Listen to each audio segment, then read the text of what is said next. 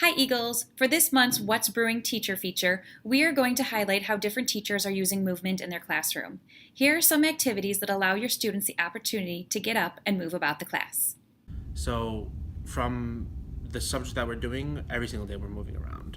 Each one of the exercises that we do, from Chiquita Banana to what you want on your pizza, every single one has a different purpose. The whole purpose of that game is an energizer, right? To come in and to explore this electricity that we have inside of us and let it out for a couple minutes. It's an opportunity for them to break out of the structure of the day and shake off the stress in a low stakes environment. So I was kind of finding that some of my lessons here and there were maybe a little bit stale, maybe not just necessarily the content, but kids were kind of tired, or maybe they weren't as involved, or maybe it just hit a lull. And I kind of was researching online, and I found a great website from Naperville North that had brain breaks, and I've kind of incorporated them in the classroom, and it really, in my opinion, has invigorated the classroom. I use them at different points in the classroom depending on what's going on, but I really like them as just kind of a way to get kids kind of smiling and relax a little bit, and it works both sides of your brain. And I think if you do a brain break, the chances that a kid does not enjoy it or smile is very low if they're actually trying to do it. I like to use them in a couple different spots. My favorite is usually kind of in the middle of a lesson if you have a long one or maybe a really important one and you really want to get students kind of awake again, or if you want to get them engaged again. I like to kind of put one right in the middle there. It's a great break. It's a nice mental break. Even if you have some students who are kind of resistant to try it, they'll kind of look around and they'll see their classmates really enjoying it and laughing and really just having a good time. You can see we did a competition with one of ours, and that just is kind of organic and fun in itself.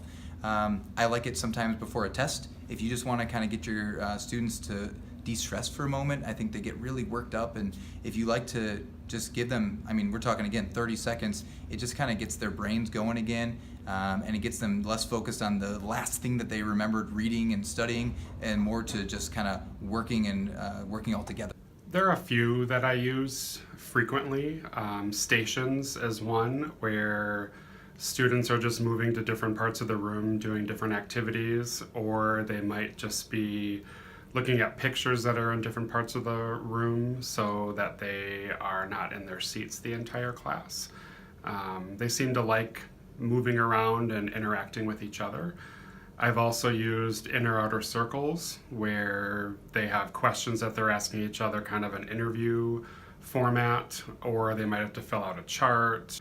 So students are up out of their seat and just moving in a circle or along the same lines. We call them revolving lines in Spanish, where two lines and then same idea where they have questions to ask each other, and they just then I give them move this line, move 2 spaces to the left or whatever, and then they move and find a new partner and keep talking. So for this particular lesson, I was doing some SEL questions, and I thought it would be interesting to have them kind of brainstorm first. So each table in my classroom had a poster with questions on it, and then they were moving kind of like stations. So from table to brainstorm and write down their ideas before they actually went through and finished the survey or the assignment, whatever we were working on. The reason why I decided to do movement is because it helps them kind of stay engaged and active. I think if we did it all at the same table, their conversations might get kind of dry, and so it provides that kind of break in their thought process to get them thinking and keep them awake. I really like using the timer to keep them on task, and then when it runs out, there's an alert so they know kind of what's happening next. And I think they did a really nice job with their rotations and using that as a signal. That's our teacher feature for this month, Eagles. If you have any questions, we'll see you in the tea room.